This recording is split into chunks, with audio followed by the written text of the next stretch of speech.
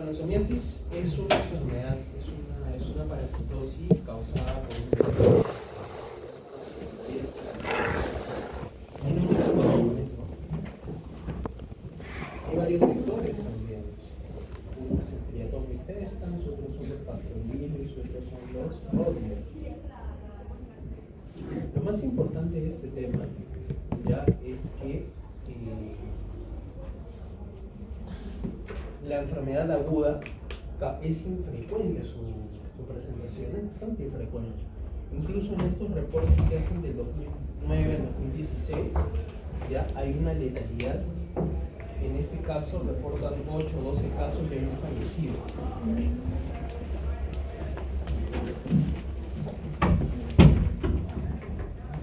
¿Ok? De un fallecido. ¿Ya? Eso es importante. ¿Y dónde reportaron esto? En la Amazonía peruana. Ya, eso fue en la parte oriental del Perú. Ahora, por favor, los que ingresaron no apoyen. Gracias. Luego tenemos lo que son las publicaciones de tripanosomiasis en Perú. ¿Ok? Tenemos una breve reseña. Principalmente el profesor César Náquira fue, diría yo, es el investigador peruano con mayor publicaciones sobre Chagas.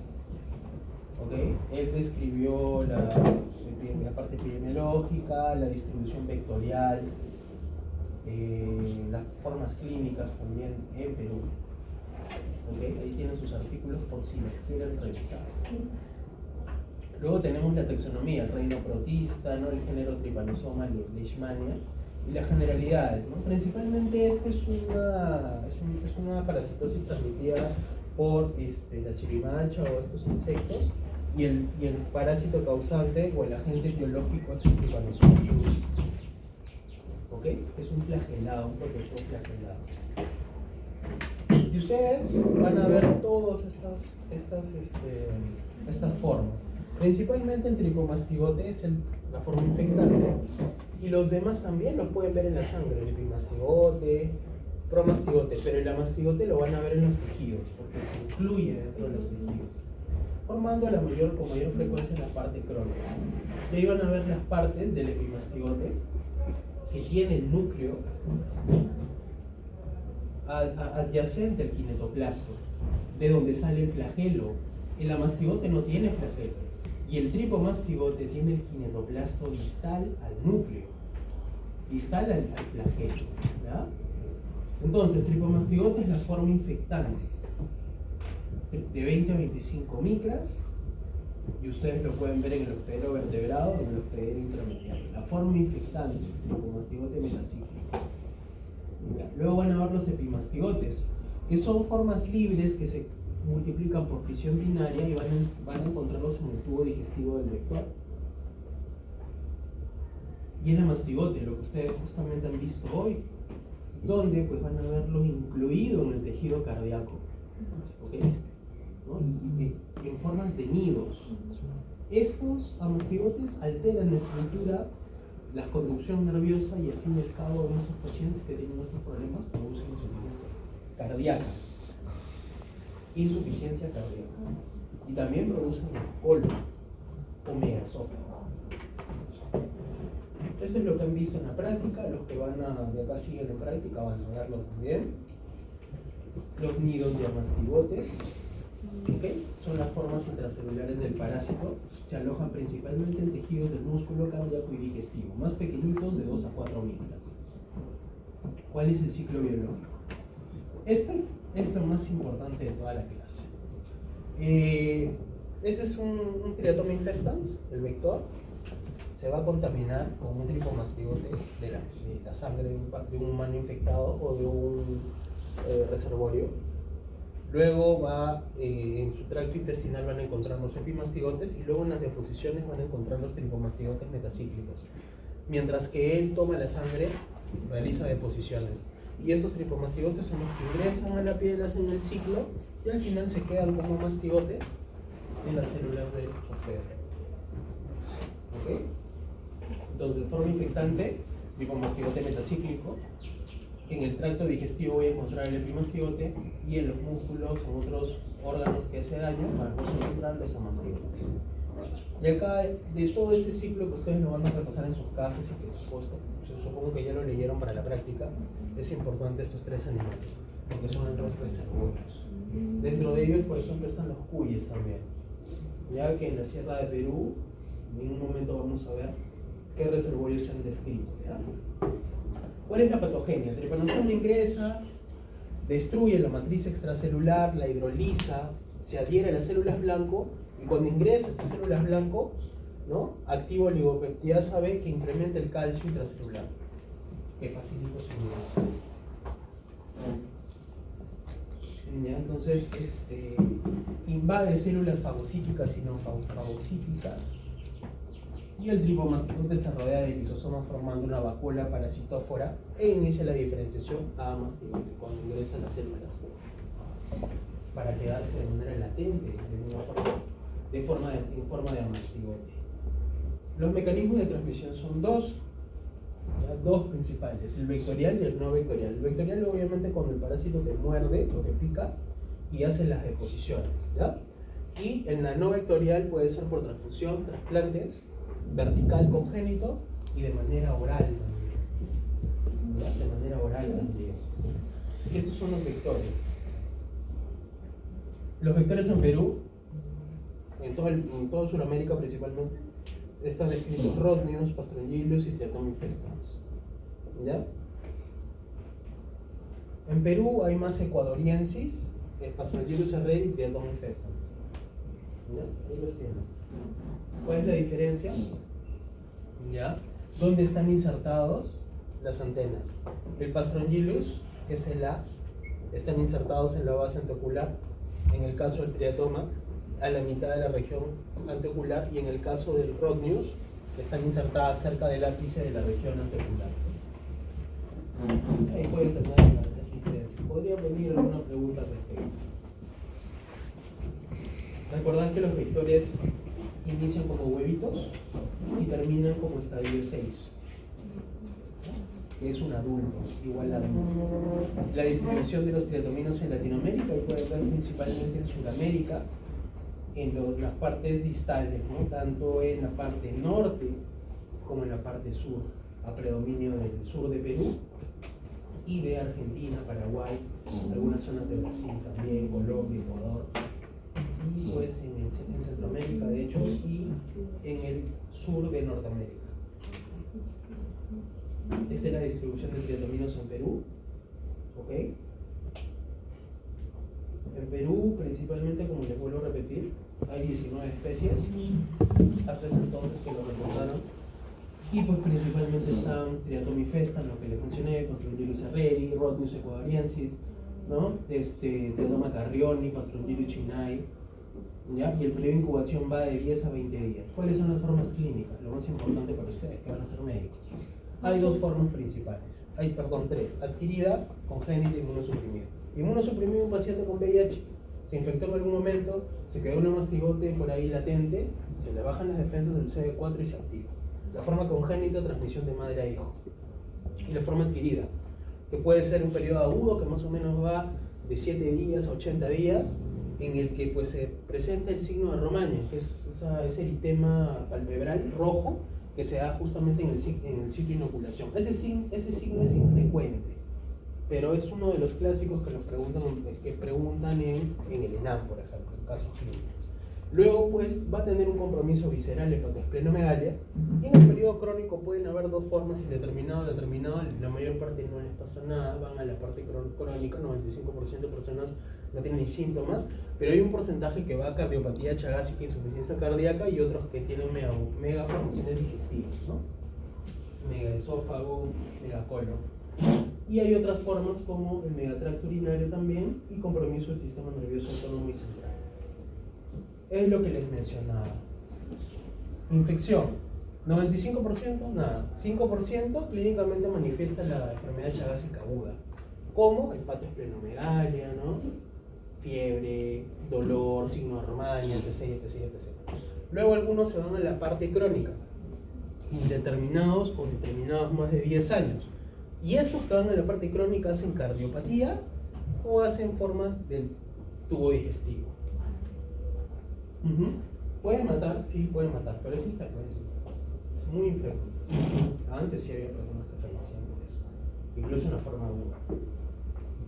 Vuelvo a repetir, fase aguda, ya de 7 a 84 días, signo de Romaña, Chagoma principalmente, ¿no? El signo de Romaña infrecuente, 1 de 4 pacientes lo tiene cuando se produce la parte aguda, y la fase crónica de 10 a 30 años, que la mayoría de casos tiene problemas del sistema digestivo y cardíaco. Y la forma congénita que se da de transmisión de madre a hijo y que es muy similar a la forma aguda de toxoplasmosis, ¿no? Puede producir hepatosplenomegalia, fiebre y síntomas característicos del síndrome TORCH. ¿Ya? La fase indeterminada sintomática y los que van a la cronicidad, miren cómo les deforma el corazón. Les produce cardiopatía dilatada, como una bolsa. Eso a largo plazo te produce insuficiencia cardíaca. Y esto que ven acá blanco es un tránsito varitado de un colon. Miren, está dilatado. ¿Ya? Entonces, en los pacientes produce cardiopatía chagásica crónica, miocarditis, arritmias, cardiomegalia, y en la forma digestiva, megacolon, megaesófago, ¿ya? Y también en los pacientes puede producir desnutrición, alteraciones del sistema nervioso central, pero principalmente esas que les menciono en la fase crónica.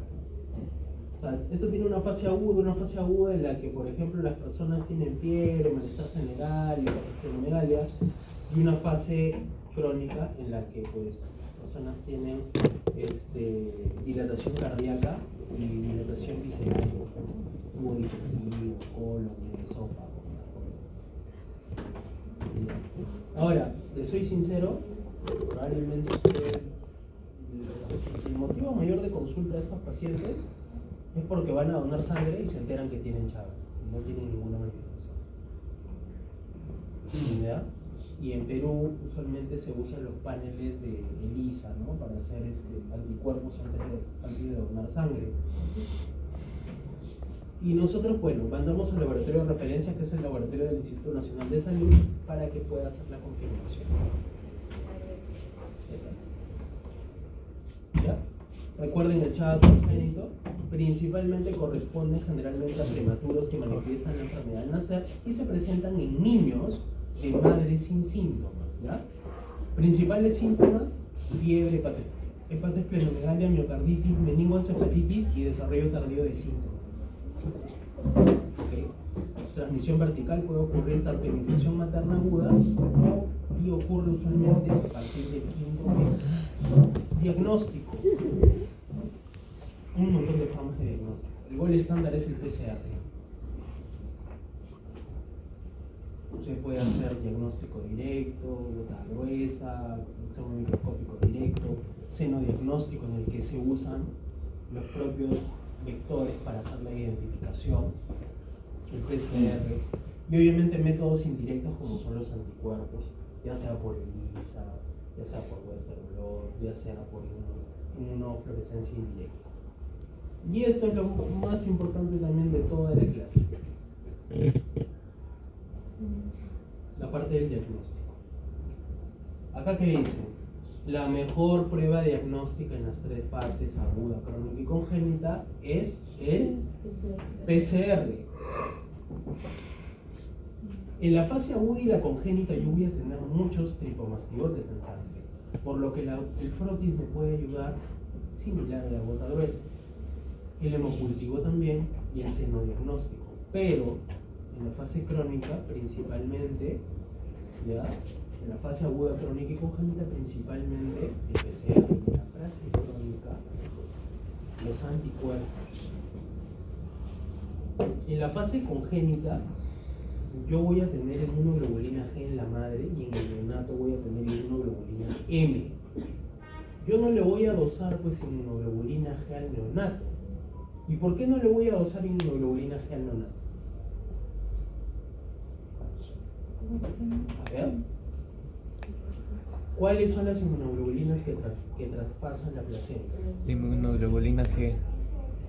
Por eso no le doso la G al neonato, porque va a tener G. Claro. Y los anticuerpos pueden durar meses, 4, 6 meses, 7 meses. Entonces, está claro esto, ¿no? Porque es que acá viene el examen, un caso por ahí, ¿no? Tratamiento. Desde que me enseñaron a mí, el tratamiento sigue siendo el mismo. Desde hace muchos años sigue siendo el mismo. Benznidazole y nifurtimox. El tratamiento busca curar y prevenir el desarrollo de la fase crónica.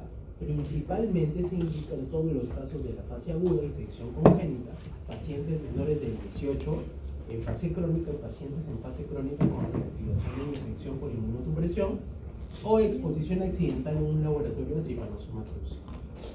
Ahí tienen el tratamiento. Benznidazole y nifurtimox, medicamentos antiguos que son complicados, difíciles de conseguir, hay que hacer todo un trámite para obtenerlos. Y usualmente en Perú no se produce. Donde hay más esto es en Brasil y en Argentina. Incluso hay que traerlos de allá.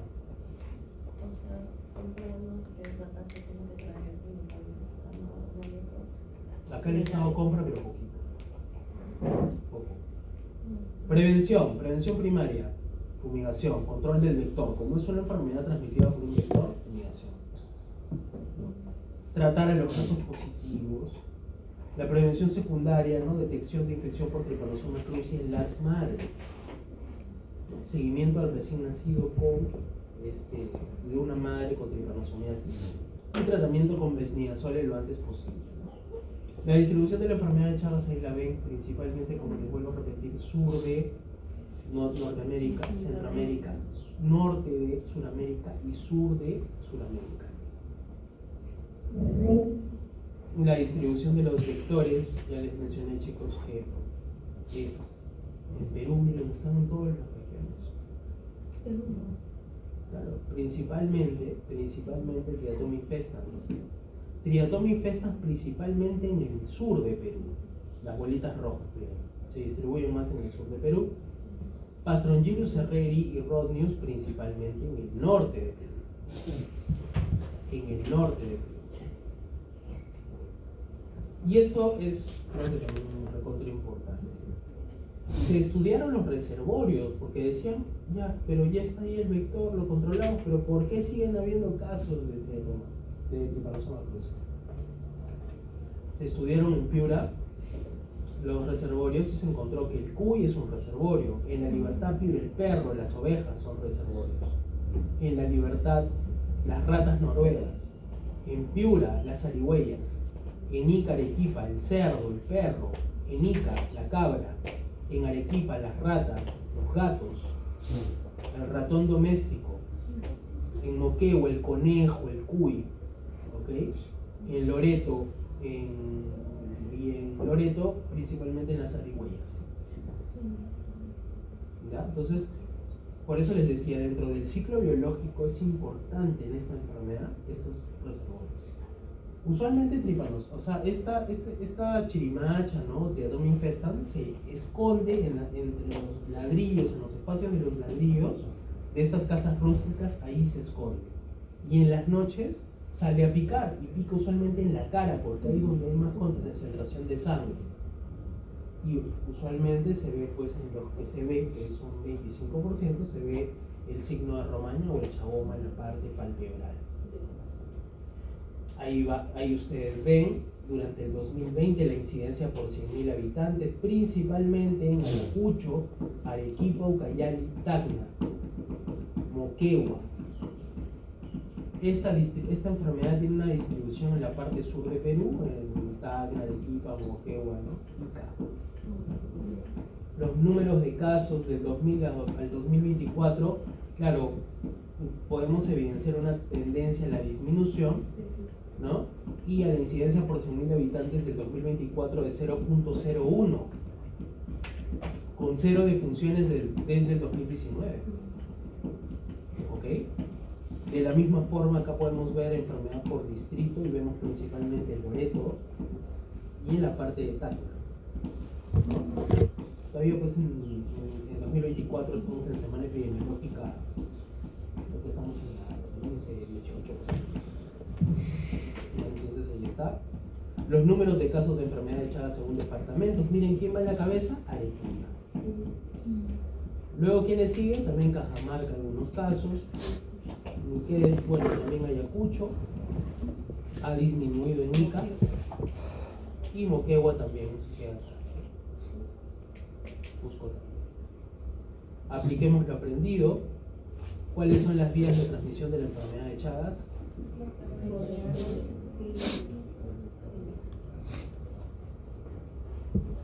Hay una forma vectorial y una forma no vectorial. Eso es lo que les expliqué.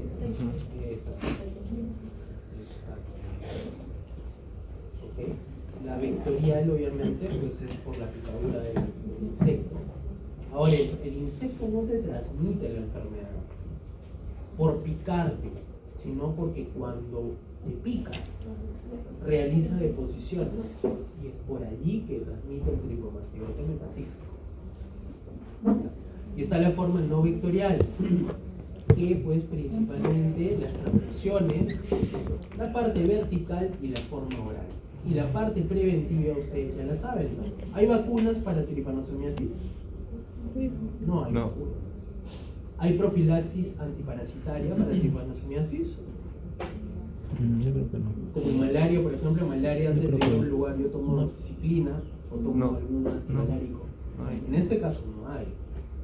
En este caso lo que me sirve más es tratar las formas agudas de la enfermedad y detectar tempranamente a un hijo de una madre con enfermedad de Chagas.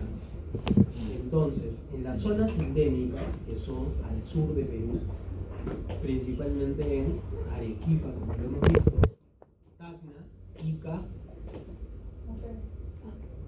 Tacna, Ica, Moquegua, Arequipa, ¿ya? Tacna, Ica, Moquegua, Arequipa, son las zonas donde hay más reportes de estos casos. Entonces, en estas zonas debe ser obligatorio hacer el tamizaje, ¿no?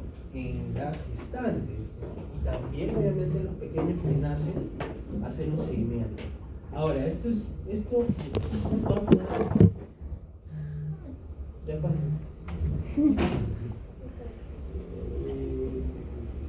A ver, listo, miren. Ya. A ver, tenemos el diagnóstico que principalmente es en la fase aguda, crónica y congénita, ¿no? Recordar que en las tres fases el PCR va a tener mejor rendimiento. En la fase aguda, principalmente PCR, en la fase crónica podemos usar la serología y en las fases congénitas podemos usar la inmunoglobulina G materna y la inmunoglobulina M del recién nacido. En la fase, en el recién nacido obviamente no le podemos pedir inmunoglobulina G porque la inmunoglobulina G traspasa la placenta y estaríamos testeando la inmunoglobulina G de la madre, no del recién nacido. Muy bien, ¿tienen alguna pregunta? ¿Dudas, preguntas, ninguna? Todo claro. Respecto al aparato en sí no es el porque creo que afecta a la persona. ¿Cuál es su posición? Pero no se sabe ¿Dónde qué? ¿Dónde se estudia? Ya, mira, o sea, a ver, acá se explicó.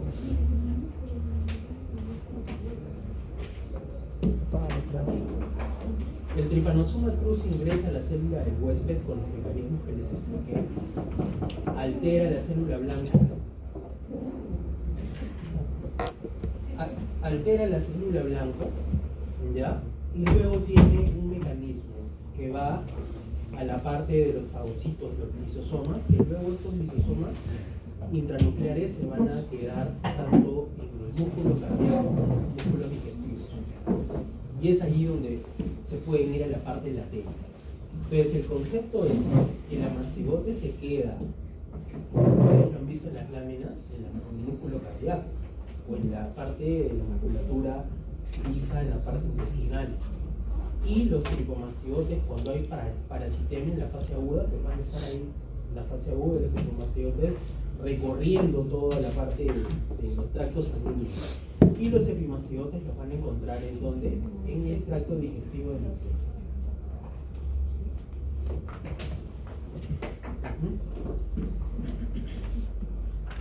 ¿Alguien tiene otra duda?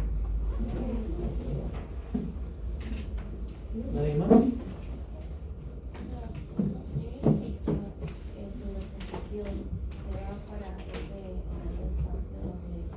Claro, sí. Hace parasitemia. Va por toda la sangre y puede ingresar a cualquier músculo o cualquier lugar. Así es. Por eso incluso hay formas raras que son en la vejiga, que tienen dilata la vejiga, que no es. ¿Y cómo llegó ahí? Por el tracto sanguíneo, porque hacen parasitemia.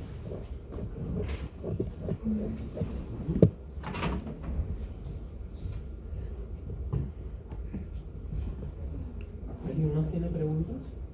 El reservorio ya lo hemos mencionado, ¿no? Los reservorios que se han estudiado en Perú. Estos estudios son de Perú, de todas las regiones, según región del reservorio. Cabras, cerdos, ratas, perros, gatos, mamíferos, ¿no?